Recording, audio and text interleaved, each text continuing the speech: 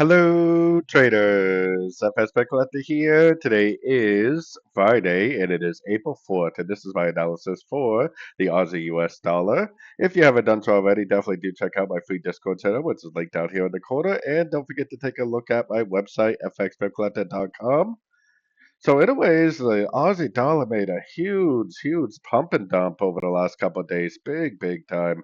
If we take it back up to the daily time frame, I did have to change my analysis a little bit, but I think it is actually pretty clear what we got going on now because, I mean, it is definitely one impulsive down. Well, first of all, it's impulsive up with a break of structure, then impulsive down, and then this is probably one, two, three waves up and then impulsive down again. So it probably is an A, it probably is a B, and it probably is a C.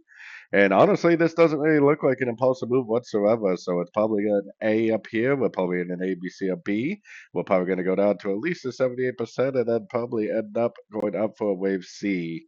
I don't really think this is the big impulsive movement up that we were waiting for because if it was, it would definitely be maintaining higher highs, higher lows, and it definitely is not doing that. So bringing it down to the shorter time frames, I think it's going to go down to the 78%. So I would continue to look for shorts until we get to that area. Once we get to the 78%, if you get that double bottom breaker structure to the upside, then it possibly will be the exit for your shorts and possibly a nice entry to go long for the big wave C. Or maybe, who knows, if we're lucky, maybe it really will turn into a wave 3. But at this point, I definitely think I'm leaning to more towards wave C. So anyways, don't forget to like and subscribe. And as always, thank you for watching and happy trading.